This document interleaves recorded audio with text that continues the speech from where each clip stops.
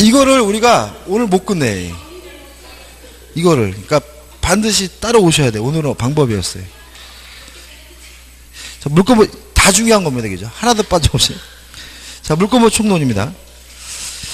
자, 8페이지 오시면 이제 뭐가 나오죠? 98조, 99조, 100조, 101조, 102조까지는 개념 문제예요. 다시 말하면 98조는 뭐죠? 물건이 뭔지. 그 다음에 99조는 동산과 부동산이 뭔지. 왜 도망갔어요? 그쪽으로요? 졸려서? 그 다음에 주물과 종물, 과실에 대한 개념이니까 꼼꼼히 좀 보시기 바라고. 185조죠. 물건 법정 주인은 이렇게 돼 있죠. 찌는 것만. 물건은 법률 또는 관습법에 의하는 외에는 임의로 창설하지 못합니다. 여기서 주의하실 것은 법률이죠. 법률. 법률은 국회에서 제정한 형식적 의미의 법률만을 말한다는 거. 가려다 나와 있지만 명령이나 규칙 등으로는 물권에 관한 사항을 정할 수가 없다는 거 꼭 기억해 두셔야 되고요. 그 다음에 관습법에서는 관습법상 물권을 기억해 두셔야 돼요. 분묘, 기지권, 관습법상 법정 지상권, 그 다음에 동산에 관한 양도담보죠. 요 세 가지만 관습법상 물권이고요. 세 가지 외에는 관습법상 물권이 존재하지 않습니다. 다시 말하면 물권 법정주의에 따라서 법률과 관습법으로만 물권에 관한 사항을 정할 수가 있는데, 관습법이 인정하고 있는 물권은 뭐죠? 요 세 가지 꼭 암기하시고, 요 세 가지 외에 다른 게 나오면 관습법상 물권이 아니다라고 어떻게 해요? 답을 유추해 내셔야 됨을 잊지 마시기 바랍니다. 또 시험 문제 잘 내죠. 그 다음에 186조 해가지고 부동산에 관한 법률 행위에 인한 물권의 득실 변경은 등기하여야 그 효력이 생기죠. 그래서 여기서 법률은 결국 계약과 단독행위를 말하니까 계약과 단독행위로 인해서 물권을 취득하려면 뭘 해야 돼요? 등기를 해야 되는데, 여기서 우리가 꼭 잊지 마셔야 될 것은 첫째, 아까도 문제에 나와 있었죠. 공유물 분할 청구 소송에서 협의가 성립됐다면, 요거는 형성 판결이 아니라 뭐죠? 법률 행위에 의한 물권 변동이니까 뭘 해야 돼요? 등기를 해야 된다는 점. 그 다음에 공용징수는 187조에서 등기할 필요가 없는데, 공용징수 수용을 한 것이 아니라 국가가 개인의 재산을 협의 취득한 것도 법률 행위에 의한 물권 변동이기 때문에 뭘 해야 돼요? 등기를 해야 된다는 거 꼭 기억해 두셔야 되고요. 세 번째는 공유 지분의 포기도 법률 행위에 의한 물권 변동이니까 뭘 해야 돼요? 등기를 해야 된다는 건 꼭 기억해 두셔야죠. 그래서 시험이 나올 가능성이 많은 것이 뭐냐면 공유 지분의 탄력성입니다. 공유 지분을 포기하면 그 지분은 다른 공유자에게 지분의 비율로 뭐가 돼요? 흡수가 되는데, 그때도 뭐가 필요하죠? 등기가 필요하다. 왜냐하면 포기는 단독행위 법률행위니까 뭘 해야 돼요? 등기를 해야 되고, 이 부분은 반드시 시험 문제 내는 부분이니까 정확하게 이해하시고 기억해 두셔야 돼요. 그 다음 187조 등기할 필요가 없는 것들이죠. 뭘 말하는 거죠? 법률행위가 아닌 것들을 말합니다. 상속, 공용징수, 형성판결, 경매, 기타 법률 규정에 의한 물권의 취득은 뭐 할 필요 없죠? 등기할 필요가 없어요. 다만 그러나 이를 처분하려면 뭘 해야 돼요? 등기를 해야 되죠. 그 다음에 188조는 개념이죠. 현실의 인도가 뭔지, 간이 인도가 뭔지, 139조 점유 개정이 뭔지 넘기셔서 190조 목적물 반환 청구 양도가 뭔지 개념을 우리가 아셔야 되고요. 일단 요 네 가지 인도 방법 중에 하나를 선택해서 인도하게 되면 동산에 관한 물권이 변동되게 되고요. 그 다음에 249조. 평원 공연하게 동산을 양수한 자. 이게 무슨 말이냐? 거래 행위에 의한 소유권 이전받은 자가 선의이며 과실 없이 동산을 점유한 경우에는 양도인이 정당한 소유자가 아닌 때에도 즉시 그 동산의 소유권과 동산의 질권을 취득하게 되는데, 이걸 우리가 뭐죠? 선의 취득이라고 하고, 동산의 점유에 관한 뭐죠? 공신의 원칙이죠. 250조. 제249조의 선의 취득의 요건을 충족시킨 경우에 그 동산이 도품이나 유실물인 때에는 피해자 또는 유실자는 도난 또는 유실한 날로부터 그 2년 내 그 물건의 반환을 청구할 수 있는데, 2년 앞에 언제부터죠? 도난 또는 유실한 날로부터 2년 내에 청구해야 된다는 거 꼭 잊지 마시기 바라고요. 이때는 원칙적으로 대가를 변상할 필요는 없습니다. 다만 251조. 양수인이 도품 또는 유실물을 경매나 공개시장에서 또는 동종류의 물건을 판매하는 상인에게서 선의로 매수한 때에는 피해자 또는 유실자는 양수인이 지급한 대가를 변상하고 그 물건의 반환을 청구할 수 있다라고 되어 있죠. 그래서 다시 말하면 도품인 경우에는 도난 또는 유실한 날로부터 2년 내에 반환 청구할 수가 있고요. 2년 내에 반환을 청구할 때는 대가를 변상할 필요는 없지만, 다만 좀 믿을 만한 곳, 경매나 공개시장, 동종의 물건으로부터 물건을 판매하는 상인으로부터 구입한 경우는 대가를 변상해야 반환을 청구할 수 있다는 거 꼭 기억해 두시기 바랍니다. 191조는 혼동에 관한 규정인데 중요한 규정은 아닙니다. 바로 점유권으로 갑니다. 192조 1항 점유의 개념이죠. 물건을 사실상 지배한 자는 점유권이 있다. 다시 말하면 점유권이란 사실상 지배하고 있으면 당연히 인정되는 권리가 뭐죠? 점유권이죠. 자, 근데 문제가 있습니다. 따라서 점유권이 인정되려면 반드시 뭘 해야 돼요? 사실상 지배를 해야 되고요. 사실상 지배를 상실하게 되면 점유권이 소멸되죠. 그럼 논리적으로 점유권에 기한 반환 청구권은 없어야죠. 그렇지 않습니까? 그러니까 지금 누가 내 물건을 뺏어갔어요. 그럼 저는 사실상 지배를 상실했으니까 점유권이 뭐가 돼야 돼요? 상실됐으니까 점유권을 이유로는 뭐 할 수 없어요? 반환 청구할 수 없어야 되겠죠. 그래서 2항을 두고 있습니다. 2항. 점유자가 물건에 대한 사실상의 지배를 상실한 때는 점유권이 소멸한다. 그러나 제204조의 규정에 의하여 점유 회수한 때 그러하지 아니한다는 말은, 원래는 점유를 상실하게 되면 점유권을 이유로 반환 청구할 수가 없어야 되는데, 이 규정에 따라서 만약에 점유권을 이유로 반환 청구하게 되면 점유를 상실하더라도 점유권이 뭐죠? 소멸하지 않는다는 취급을 하겠다는 거죠. 따라서 헷갈리면 아무튼 점유권을 이유로 뭐 할 수 있습니까? 반환 청구할 수 있다라는 근거 규정이 되는 거죠.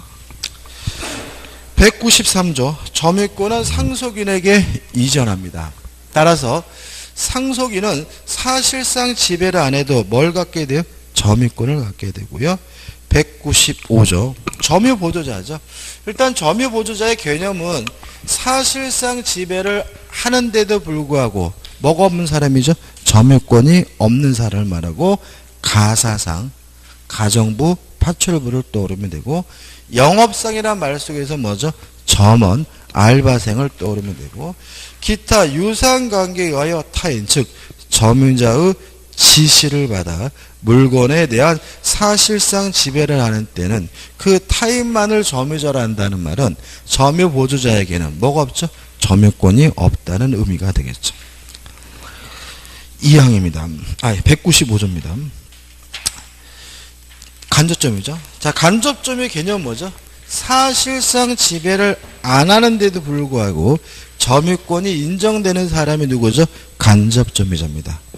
지상권, 전세권, 질권, 사용대차, 임대차, 임치, 기타의 관계로 타인으로 하여금 물건을 점유하게 한 자는 간접으로 뭐가 있죠? 점유권이 있죠. 다시 말하면 임대차를 기준으로 하면 임대차 계약에 의해서 인도해준 임대인은 뭘 안 하고 있어요? 사실상 지배를 안 하고 있는데도 뭐가 인정이 됩니까? 점유권이 인정되는데 그 사람이 누구죠? 간접 점유자가 되는 거죠. 196조 중요하지 않고요. 197조입니다. 이랑 점유자는 소유의 의사로 선의, 평온 및 공연하게 점유한 것으로 추정합니다. 뭐는 추정하지 않죠? 무과실은 추정되지 않습니다. 따라서 점유자는 자주점유, 선의, 평온, 공유는 입증할 필요가 없지만 무과실은 뭘 해야 돼요? 입증을 해야 되고요. 이왕 선의 점유자라도 한자 지어야 되겠네요. 본권에 관한 소에 패소한 때는 언제부터죠? 그 소가 제기된 때로부터 악의 점유자로 봅니다. 따라서 본권에 관한 소에서 패소하게 되면 선의에서 악의로 바뀌는 시점은 언제죠? 소 제기한 때부터고요. 자주에서 타주로 바뀌는 시점은 패소 판결 확정시가 되니까 주의하셔야 되고요. 199조죠. 이랑 점유자의 승계인은 자기의 점유만을 주장하거나 자기의 점유와 전점유의 점유를 아울러 주장할 수 있다. 이왕 전 점유자의 점유를 아울러 주장하는 경우에 그 하자도 뭐가 되죠? 승계가 되는 거죠. 다시 말하면 자신만의 점유를 주장할 수도 있고 앞사람의 점유를 합산해서 주장할 수 있고 합산해서 주장하게 되면 뭐가요? 하자가 승계가 되게 되는 거죠. 이게 어떤 의미가 있느냐면 이런 거죠. 타인의 부동산을 점유하고 있는 상태에서 20년 지나면 뭐 할 수 있냐면 취득시효할 수 있는데 취득시효하기 위한 점유는 자주점유고 평온하고 공연하기만 하면 돼요. 다시 말하면 악의 점유자라도 뭐 할 수 있죠? 취득시효할 수 있단 말이죠. 그럼 이런 얘기죠. 갑이 점유하고 있는 상태에서 15년이 지나고요. 을이 그것을 승계받아서 5년이 되면 근데 문제는 갑이 악이고 을이 만약에 선이라면 을은 자신만의 점유 5년을 주장하게 되면 뭐죠? 선이 5년이 되고 합산해서 주장할 수도 있죠. 합산하면 뭐가 돼요? 20년이 되는데 그때는 뭐가 돼요? 악의 20년이 되죠. 따라서 을은 합산해서 악의 20년을 주장하면서 무엇을요? 취득시효가 완성됐음을 뭐 할 수 있다는 얘기예요? 주장할 수가 있다. 이런 얘기인 거죠. 이해되시죠? 그죠? 따라서 취득시효도 꼭 혼자서 20년간 점유해 볼 필요는 없어요. 앞점유자와 합산해서 몇 년만 되면 돼요? 20년만 점유된다는 거 주의하시면 되겠죠. 그 다음에 이제 취득시효를 하려면 20년 동안 점유했다는 사실을 입증해야 되는데 그것도 만만치 않으므로 198조 전후 양시에 점유한 사실이 있는 때는 그 점유는 계속한 것으로 뭐죠? 추정을 합니다. 따라서 을의 입장에서는 전후 양 시점만 뭐 하면 돼요? 입증하면 되는 거죠. 왜냐하면 중간은 계속되고 있는 것으로 뭐래요? 추정을 하기 때문에요. 유의하실 것은 이렇게 점유를 시작한 사람이 갑이고 현재는 을이어도 요 규정에 따라서 계속됐음을 뭐합니까? 추정이 된다는 얘기죠. 따라서 을의 입장에서는 이때도 시작한 시점과 끝나는 시점만 입증하면 중간은 뭐하고 있는 것으로 계속된 것으로 추정된다는 거 주의하셔야 됩니다. 200조입니다. 점유자가 점유물의 행사하는 권리 가로에 점유를 수반하는 물권이나 채권은 적법하게 보유한 것으로 추정한다 이렇게 나와 있는데 실제로 이 권리는 좀 더 좁혀보면은 가장 대표적인 것은 뭐냐면 소유권이에요. 소유권. 그러니까 점유를 수반하는 권리에서 뭐만 생각하시면 돼요? 소유권만. 그럼 다시 한번 읽어볼게요. 점유자가 점유물에 대하여 행사하는 소유권은 적법하게 보유한 것으로 추정합니다. 그럼 결과적으로 점유하고 있는 사람은 뭐임을 추정받는다는 거죠? 소유자임을 추정받는다는 얘기죠. 여기서 뭘 할 수 있냐면 메모할 게 나오죠. 옆에다 하나를 뼈찍 해가지고 동산 동골뱅이 부동산 뭐죠? 가입표죠. 다시 말하면 점유하고 있다는 이유로 소유자로 추정되는 것은 뭐에 하나입니까? 동산에 하나고요. 부동산은 점유하고 있다는 이유로 소유자로 추정받지는 않습니다. 요 200제는 뭐에 대해서만요? 동산에 대해서만 적용이 되는 거죠. 꼭 기억해 주시고, 왜냐하면 부동산의 경우에는 누가 소유자로 추정받냐면 등기하고 있는 사람이 소유자로 추정받기 때문에 그렇죠. 201조입니다. 1항 선의 점유자는 점유물의 과실을 취득한다. 따라서 점유자가 과실을 취득하기 위해서는 뭐이기만 하면 돼요? 선이기만 하면 되고요. 뭐까지는요? 무과실까지는 요구하지 않습니다. 따라서 만약 문제에서 선이고 무과실의 점유자는 이렇게 나오면 뭐가 돼요? X가 되고요. 2항 악의 점유자는 과실 수취권이 없죠. 따라서 수취한 과실을 반환하여하며 소비하였거나 과실로 인하여 훼손 또는 수취하지 못한 경우에는 그 과실의 대가를 보상해야 됩니다. 여기서 잘내는 것이 뭐냐면 수취하지 못했다는 이유로 악의 점유자가 과실의 대가를 보상하려면 반드시 뭐가 있어야 돼요? 과실이 있어야 된다는 얘기죠. 따라서 과실을 수취하지 못한 것에 대해서 악의 점유자에게 아무런 과실이 없다면 대가를 보상할 필요도 없다는 거 꼭 기억해 두셔야 됩니다. 3항 전항의 규정은 폭력 또는 은비에 의한 점유자에도 적용된다는 말은 폭력 또는 은비에 의한 점유자도 뭐가 없죠? 과실수취권이 없다는 취지가 되니까 기억해 두셔야 되겠죠. 200조입니다. 점유물이 점유자의 책임 있는 사유, 가려 나와 있는 것처럼 고의나 과실로 인하여 멸실 또는 훼손한 때는이죠. 따라서 만약에 점유물이 멸실 훼손됐는데 점유자에게 아무런 고의 과실이 없다면 점유자는 책임지지 않습니다. 점유자에게 뭐가 있어야지만요? 고의 과실이 있어야지만 책임을 지는데 어떻게 책임을 지느냐? 악의 점유자는 그 손해 전부를 배상하여 하며 선의 점유자는 이익이 현존하는 한도에서 배상하여야 한다. 소유의 의사가 없는 점유자, 즉 타주 점유자는 선인 경우에도 손해의 전부를 배상해야 되는 거죠. 법률이 굉장히 복잡한데 결론은 결국 뭐예요? 즉 선의의 자주 점유자만 현존 이익 범위 내에서만 배상하는 거죠. 악이거나 또는 타주면 어떻게 해요? 전부를 배상한다는 취지니까 좀 생각해 보셨으면 좋겠어요. 203조입니다. 자, 비용상한 청구권인데 1항에서 점유자가라고 되어 있죠. 점유자 앞에 뭐가 없어요? 선이라는 말이 없어요. 따라서 점유자라면 선의의 점유자도 악의 점유자도 필요비 유익비 상한을 뭐 할 수 있어요? 청구할 수 있다는 얘기고요. 점유자가 점유물을 반환할 때에는 자, 점유자는 선악불문하고 필요비를 청구할 수 있는데 언제 청구할 수 있냐면 반환할 때 청구해요. 자, 점유자는 언제 필요비를 청구합니까? 반환할 때. 이게 왜 꼭 기억해 두셔야 되냐면 임차인도 필요비 상한을 청구할 수 있는데 임차인은 필요비를 언제 청구하냐면 지출 시죠. 지출하자마자 바로 청구할 수 있기 때문에 점유자와 달라요.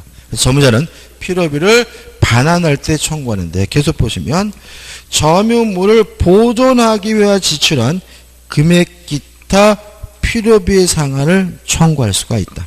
그러나 점유자가 과실을 취득한 경우에는 뭘 청구하지 못하죠? 통상의 치료비는 청구하지 못합니다. 그럼 여기서 좀 주의하실 것은 뭐냐 하면 첫째는 선의의 점유자는 과실 수취권이 있죠. 따라서 선의의 점유자는 이유로 과실을 수취하게 되면 통상의 필요비는 뭐하지 못해요? 청구하지 못한다는 거죠. 따라서 오히려 필요비 상한 청구는 누가 하게 되는 게 일반적이에요? 악의 점유자가 하게 되는 것이 일반적이라는 거 꼭 기억해 두시기 바라고요. 또 청구하지 못하는 것은 뭐만요? 통상의 필요비만 청구하지 못해요. 그 말은 모든 필요비를 청구하지 못한다는 지문은 뭐가 돼요? X가 되고 통상의 필요비만 청구하지 못하기 때문에 특별 필요비는 뭐 할 수 있어요? 청구할 수 있다는 것도 유의하셔야 되겠죠. 이항 점유자가 점유물을 계량하기 위하여 지출한 금액 기타 유익비에 관하여는 그 가액의 증가가 현존한 경우에 하나요.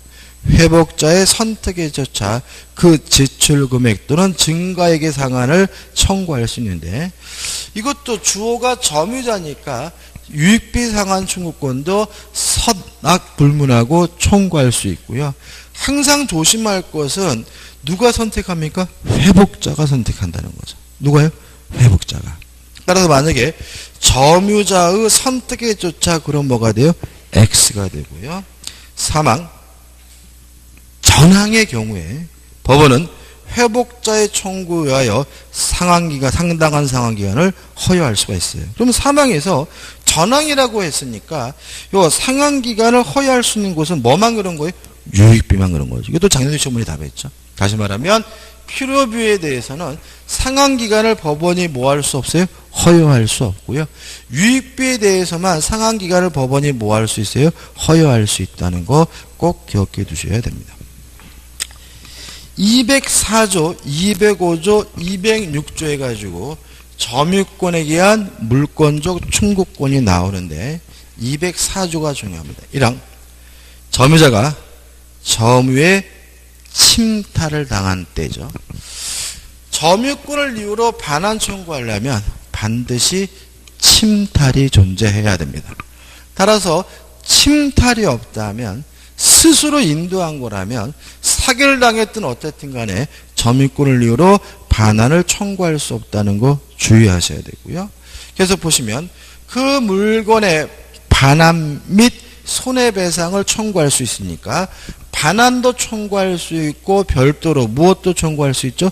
손해배상도 또 청구할 수 있는 거죠. 그래서 만약에 아까 나오는 것처럼 물권적 청구권의 경우에는 손해배상 청구권을 포함한다 그러면 뭐가 돼요? X가 되는 거죠. 이항 점유물 반환 청구권은 침탈자의 선유 특별 승계인에 대해서는 뭐 하지 못합니까? 행사하지 못합니다. 꼭 기억해 두셔야 되고 사망 점유물 반환 청구권은 침탈당한 날로부터 1년 내에 행사해야 되는데 일단 주의하실 것은 가로에 나와 있는 것처럼 이것은 소멸수요가 아니라 뭐죠? 제척기간으로 이해하고요. 하나 더 적는다면 출소기간이죠. 그래서 우리 판례는 1년 동안 출소기간 소송을 제기할 수 있는 기간을 위합니다. 우리 시험 범위 안에서 출소기간인 건 요거 하나밖에 없어요. 그래서 다른 기간을 들먹거리면서 출소기간 그럼 뭐가 돼요? X가 되고요. 점유권에 의한 반환 청구권만 뭐죠? 출소기간이라는 거 잊지 마시고 또 항상 말씀드리지만 숫자가 나오면 뭘 주의하셔야 돼요? 앞에 말. 언제부터 1년입니까? 침탈 당한 날로부터 1년 내라는 것도 꼭 기억해 두시기 바랍니다. 205조는 안 읽어보셔도 되고요. 206조는 읽어볼 건데 206조 1항입니다. 점유자가 점유의 방해를 받은 때에는 그 방해 제거, 방해의 예방, 다시 해볼게요. 206조랑 점유자가 점유의 방해를 받을 염려가 있는 때는 그 방해 예방 또는 손해배상의 담보를 청구할 수 있습니다. 또는이 중요해요. 그리고 204조와 205조에서는 반환 청구 및 손해배상에서 둘 다 할 수 있는 거죠. 근데 예방의 경우에는 예방 또는 손해배상의 담보니까 둘 중에 하나만 할 수 있다는 거죠. 이렇게 돼요. 예방과 손해배상의 담보. 그럼 뭐예요? X예요. 이것과 비교할 것이 뒤에 잠깐 먼저 보면은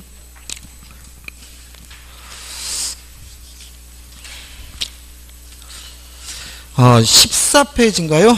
214조입니다. 214조.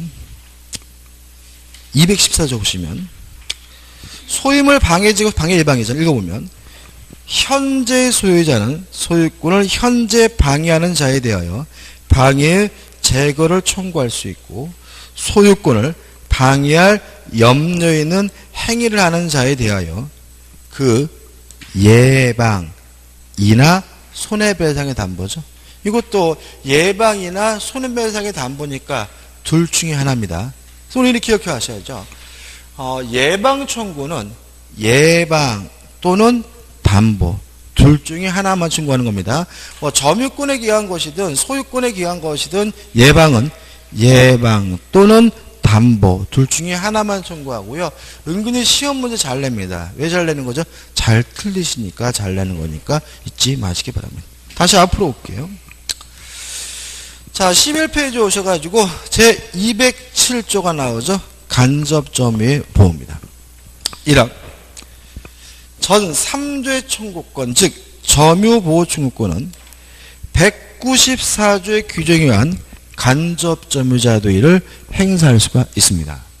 다시 말하면 간접점유자도 점유자이기 때문에 점유권을 이유로 뭐 할 수 있는 거죠? 반환 청구할 수 있고 방해 제거, 방해 예방을 청구할 수가 있는 거죠.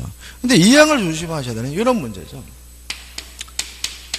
갑이 을과 만나서 임대차 계약을 해서 임차인 을이 살고 있고 갑이 임대인이라면 갑은 자신의 물건을 임대차 계약에 의해서 을에게 지배시키고 있기 때문에 사실상 지배를 안 하고 있는데도 불구하고 점유권이 인정되는 뭐죠?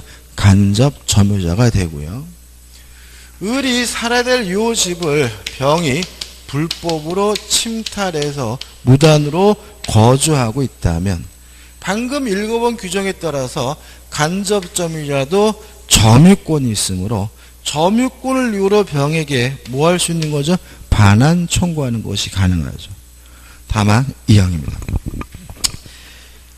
직접 점유자가 점유의 침탈을 당한 경우에 간접 점유자는 그 물건을 누구에게? 직접 점유자에게 반환할 것을 청구할 수 있고가 중요하죠. 다시 말하면 이 집에 살아야 될 사람은 병도 갑도 아닌 을인 거죠. 따라서 어떤 형태의 반환 청구해야 돼요? 직접 점유자에게 돌려주라는 형태의 반환 청구해야 되고요. 원칙적으로 자신에게 돌려달라고 뭐 할 수 없어요? 반환 청구할 수 없는 것이 원칙이라는 거죠. 물론 예외는 있어요. 계속 보시면 뭐가 나오는 거죠? 예외가 있죠. 있고 점유자가 그 물건을 반환받을 수 없거나 이를 원하지 아니한 때에는 자기에게 반환할 것을 뭐 할 수 있습니까? 청구할 수가 있습니다. 따라서 원칙이 직접 점유자에게 돌려주라는 형태의 반환 청구해야 되고 직접 점유자가 반환받을 수 없거나 반환받기를 거부한 때만 자기에게 돌려달라고 청구할 수 있음을 주의하시기 바랍니다. 208조 1항과 2항 읽어보시면 되고요. 209조입니다. 자력구제죠. 1항 점유자는 그 점유를 부정의 침탈 또는 방해하는 행위에 대하여 자력으로서 이를 방해할 수 있다, 막을 수가 있습니다. 누가 내 물건을 뺏어가거나 우리 집에 강제로 들어오려고 한다면 자력으로 뭐 할 수 있어요? 막을 수가 있는 거죠. 이항 자력 탈환권인데 점유물이 침탈되었을 경우에 뺏겼다는 거죠.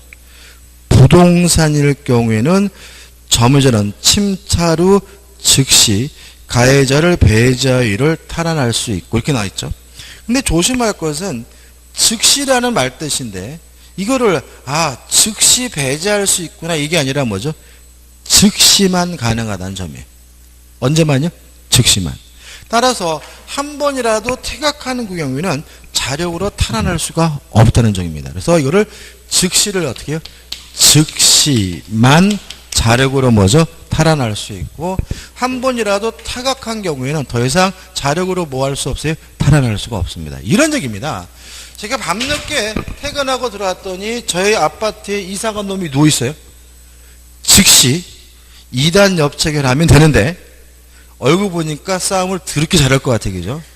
그래서 죄송합니다 하고 내가 나왔어요.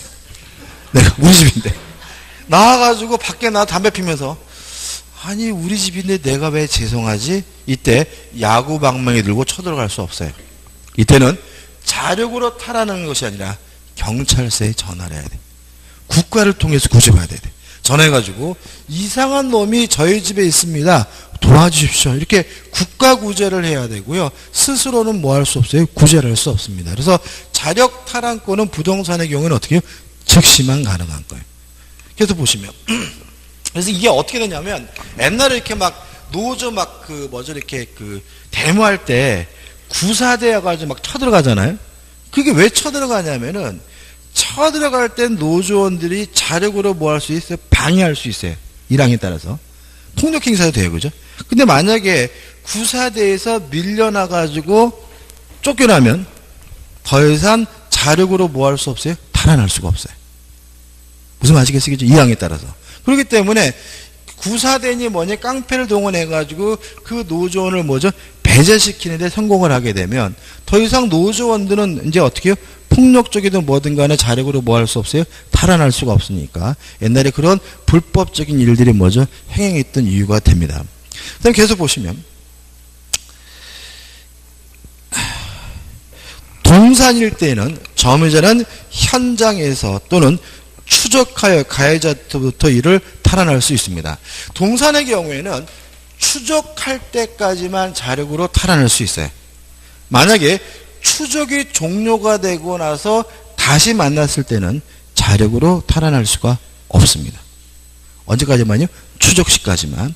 그리고 만약에 이러한 209조의 요건에 따라서 행동이 이루어졌다면 그 행위가 뭐가 되냐면 정당방위고 긴급 피난이 되는 거예요. 이게 뭐가 되는 거예요? 정당방위인 거예요. 예를 들어가지고 별 중요한 건 아닌데 들어가는데 이상한 놈이 있어요. 그래서 즉시 2단 옆차기를 했습니다. 이빨에 5대가 나갔어요. 책임 안 져요. 저 얘기는 뭐예요? 정당방위니까. 근데 문제는 퇴각을 하고 나서 담배 한 대 피고 야구 방망이 들고 재침입하다가 때렸어요. 이때는 뭐죠? 책임을 져야 돼.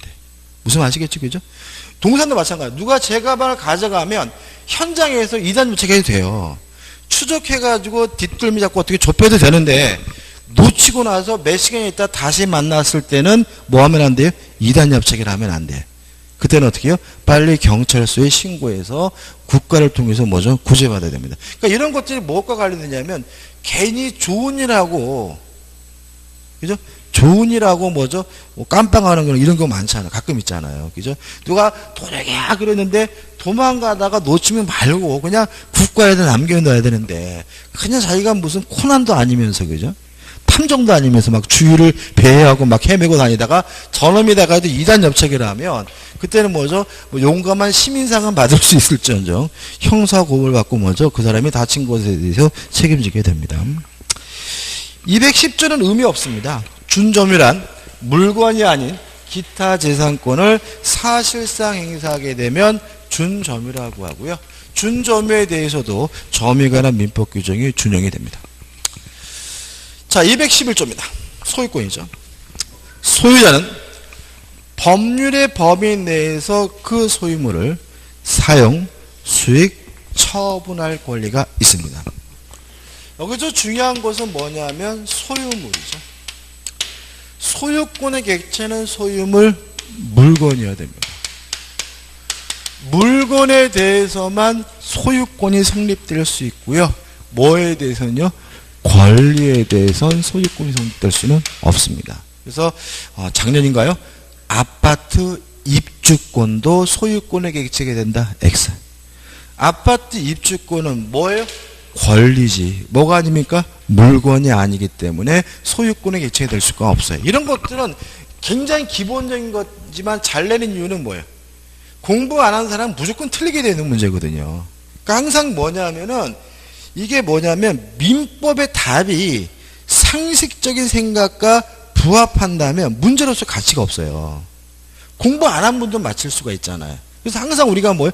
이상하다 싶은 걸 자꾸 내는 거예요.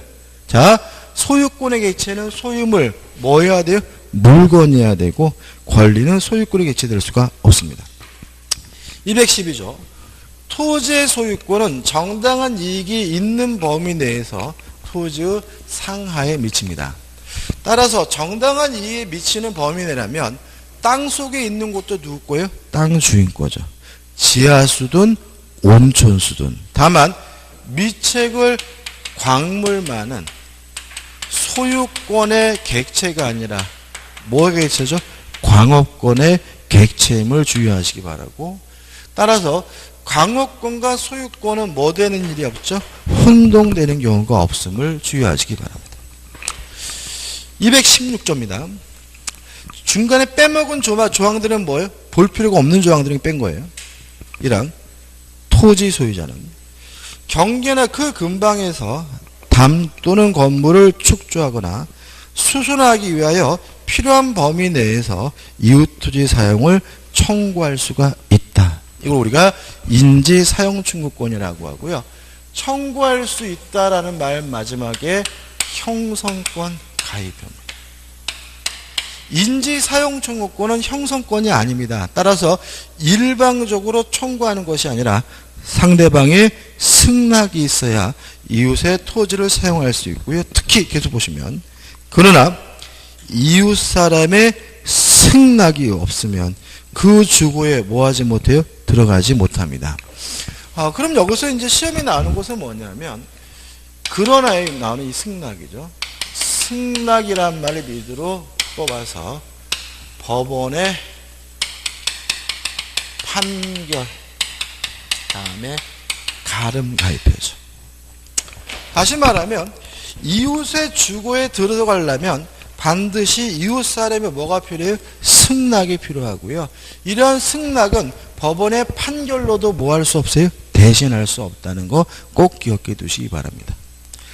그 다음에 2항은 당연하죠. 전항의 경우에 이웃 사람의 손해를 받은 때에는 보상을 청구할 수가 있겠죠. 217조 생활방해 금지인데 1항 토지 소유자는 매연, 열기체, 액체, 음량, 진동, 기타 이와 유사한 것으로 이웃 토지 사용을 방해하거나 이웃 고지자의 생활에 고통을 주지 아니하도록 적당한 조처를 할 의무가 있다. 2항 이웃 고지자는 전항의 사태가 이웃 토지의 통상의 용도에 적당한 것인 때에는 이를 뭘 해야 돼요? 인용할 의무가 있는 거죠. 따라서 1항에 따라서 생활 방해 행위로서 그 행위가 금지되는 것은 인용할 정도를 뭐죠? 초과하는 경우죠. 그죠? 다시 말하면 인용한 정도를 초과하는 경우에만 그 행위가 뭐가 되는 거예요? 금지가 되는 거고요. 여기서 우리가 뭘 할 수 있냐면 217조가 층간소음 문제를 규율하는 규정이라는 거죠. 그죠? 1항에 보시면 음향 진동이 나오잖아요. 위층에서 뭐죠? 쿵쿵쿵 뛰어다녀요. 시끄럽게 못 살겠어요. 그래도 어떻게 해요? 2항에 따라서 어떻게 해요? 참아야 한다. 다만 너무 심해가지고 인용할 정도는 뭐죠? 초과하는 경우에만 비로소 뭐죠? 금지가 된다라 민법에 규정이 되고 있다는 거 주의하시기 바랍니다. 219조 굉장히 중요하죠? 주의토지통행권입니다. 1항 어느 토지의 공로 사이에 그 토지 용도에 필요한 통로가 없는 경우에 그 토지 소유자는 주의 토지를 통행 또는 통로를 하지 않으면 공로에 출입할 수 없거나 과다한 비용을 요한 때는 그 주위의 토지를 통행할 수 있고 필요한 경우는 통로를 먼저 개설할 수 있죠. 다시 말하면 맹지죠. 길로 나갈 수 있는 통로나 또는 나가는 길이 없거나 또는 과다한 비용이 든다면 말 그대로 주위의 토지를 통행할 수 있는데 이러한 것을 우리가 뭐죠? 주위의 토지 통행권이라고요. 어디로 나느냐? 그러나 이로 인한 손해가 가장 적은 장소 방법을 먼저 선택합니다. 장소가 어디입니까? 손해가 가장 적은 장소. 방법이 어떻습니까? 손해가 가장 적은 방법으로 다니죠.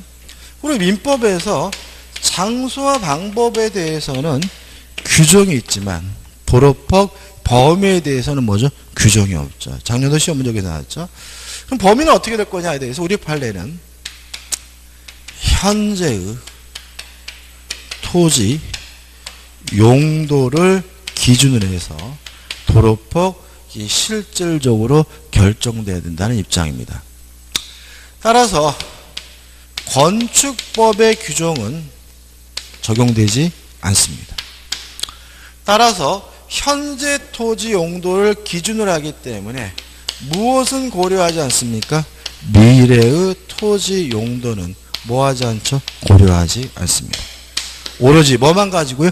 현재의 토지 용도만을 기준으로 해서 그 범위가 도로폭이 어떻게 해요? 결정되게 되는 거죠. 이왕 전항의 통행권자는 통행지 소유자의 손해를 보상해야 한다. 그래서 원칙적으로 보상해 줘야 될 의무가 있는데 220조 예외가 있는 거죠. 1항. 분할로 인하여 공로에 통하지 못하는 토지가 있는 때에는 그 토지 소유자는 공로에 출입하기 위하여 다른 분할자의 토지를 통행할 수 있다. 이 경우에는 보상의 의무가 없다. 이항 전항의 규정은 토지 소유자 그 토지 일부를 양도한 경우에도 뭐죠? 준용한다라고 되어 있으니까 결국은 분할이나 또는 일부 양도로 맹지가 된 경우에는 통행할 수 있고 그때는 뭐 할 필요 없어요? 보상할 필요가 없고요.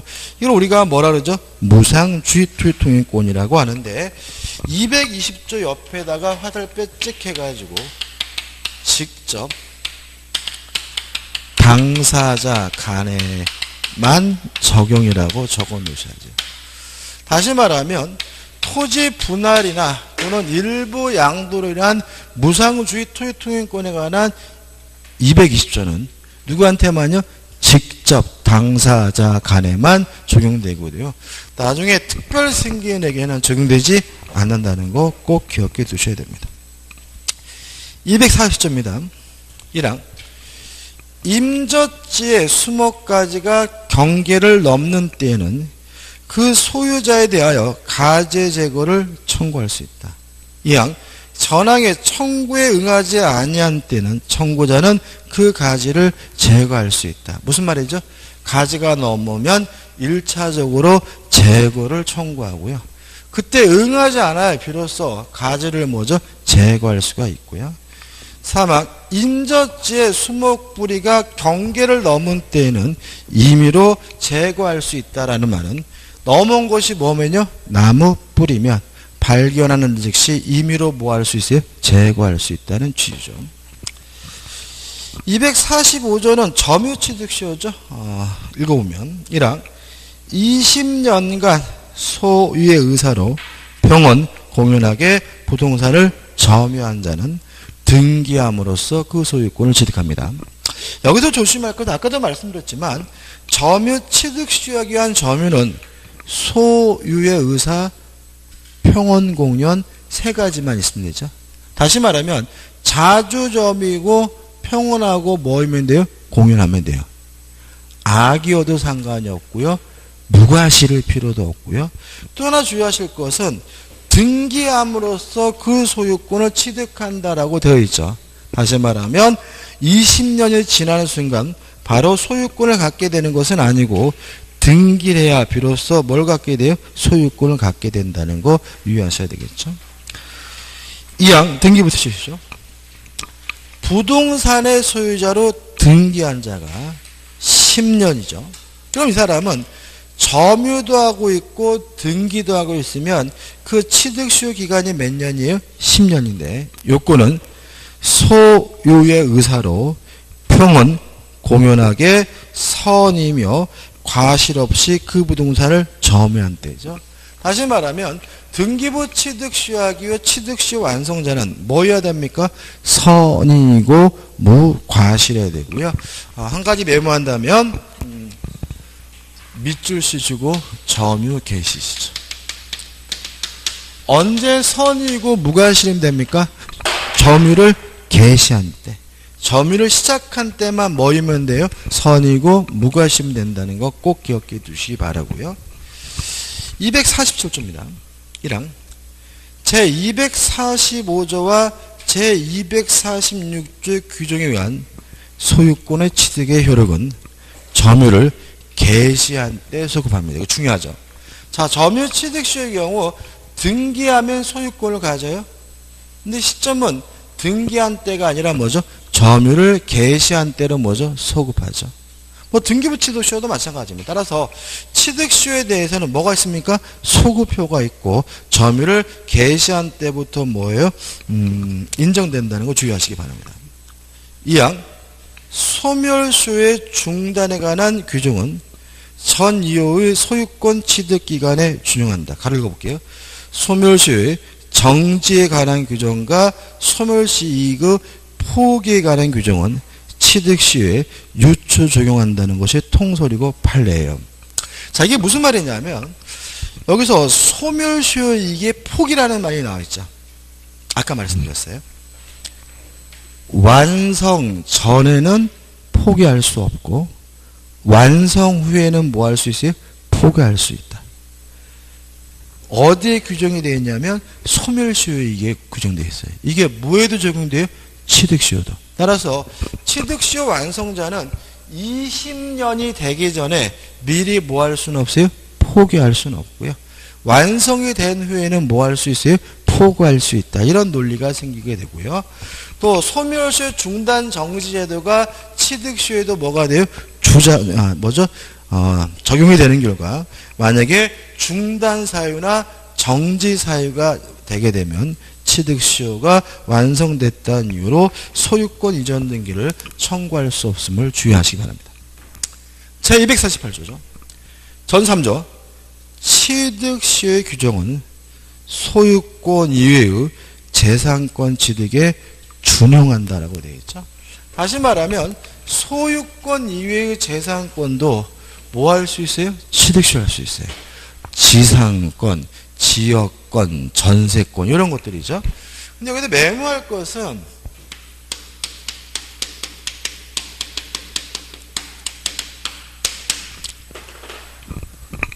소유의 의사 자주점유는 소유권을 취득시효하기 위해서 필요한 겁니다. 소유권이 아닌 기타 재산권을 취득시효하기 위해서는 굳이 뭘 필요 없어요? 자주점유일 필요는 없죠. 자, 우리가 남의 땅에다가 무단히 묘를 썼어요? 타주점유죠. 그러면 20년 지나면 뭘 취득시효할 수 있어요? 분묘기지권을 취득시효할 수 있죠. 다시 말하면 자주점유는 무엇을 취득시효하기 위해 필요한 거예요? 소유권을 취득시효하기 위해 필요한 것이고 소유권 이외의 재산권을 취득시효하기 위해서는 뭘 필요 없죠? 자주점유일 필요는 없습니다. 그 다음에 252조 1항 볼게요. 무죄 동산을 소유의 의사로 점유한 자는 그 소유권을 취득합니다. 자, 우리가 무주물 선점이라고 하죠. 자, 무주물의 선점의 대상은 뭐만요? 동산만이에요. 왜냐면 이 항 무죄의 부동산은 뭐죠? 국가권이니까요. 근데 이 1항 위에 보시면 점유와 소유의 의사도 필요하죠?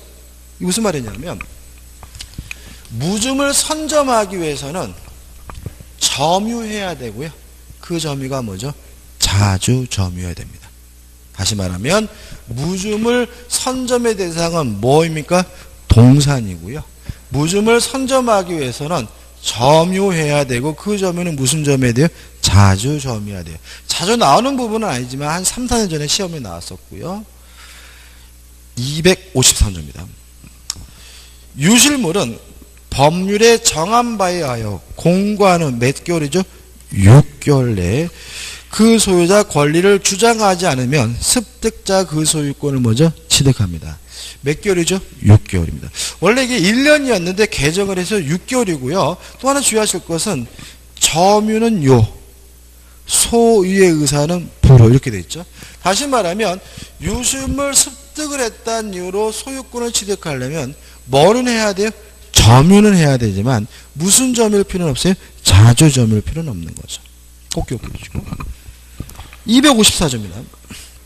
매장물은 법률에 정한 바에 의하여 공고한 후 1년 내 그 소유자가 권리를 주장하지 않으면 발견자가 그 소유권을 취득합니다. 1년이라는 거 기억해 두시고 위에 보시면 점유의 취득도 분류죠. 다시 말하면 매장물은 말 그대로 뭐만 하면 돼요? 발견만 하면 돼요. 뭐 할 필요 없어요? 점유를 취득할 필요도 없죠. 그죠? 그러면 무즘을 선점하려면 점유해야 되는데 그 점유는 뭐죠? 자주 점유고 유실물을 습득하기 위해선 점유해야 되지만 자주 점유할 필요는 없고요. 매장물은 무엇도요?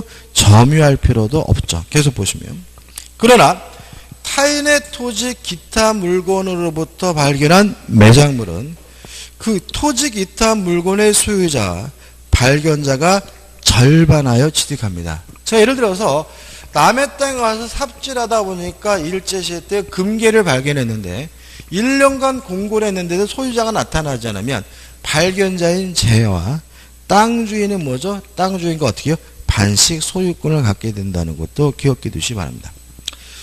255조 읽어볼 필요가 없습니다. 만약에 이러한 물건들이 문화재적 가치나 고고학적 가치가 있으면 그때는 누구 거가 되죠? 국가 소유가 되고요. 다만 보상은 받을 수가 있고요. 256조와 257조, 255조 무슨 말이죠? 부동산과 동산이 달라붙으면 누가 소유권을 갖습니까? 부동산 소유자가 소유권을 갖고요. 257조는 읽어봐야 됩니다.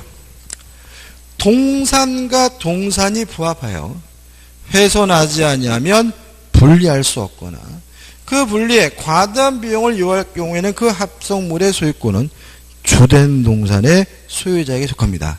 따라서 원칙적으로 동산끼리 부합하게 되면 누구 거가 되는 거죠? 주된 물건의 소유자 거가 되는 거죠.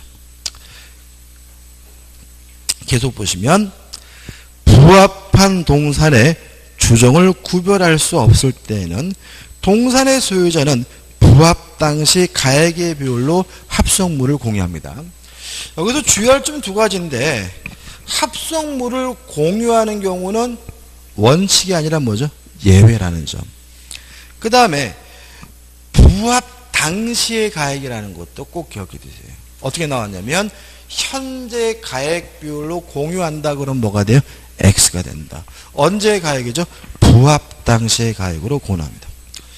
258조 혼화에 대해서는 동산에 관한 부합 규정이 준용이 되기 때문에 물건이 혼합에 대해서 분리할 수 없는 경우에도 원칙적으로 주된 물건의 소유자가 주종을 구별할 수 없으면 가액의 비율로 공유하게 되고요.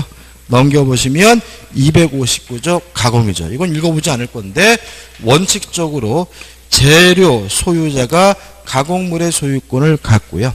다만 가액의 증가가 현저히 많으면 가공자가 그 소유권을 갖습니다.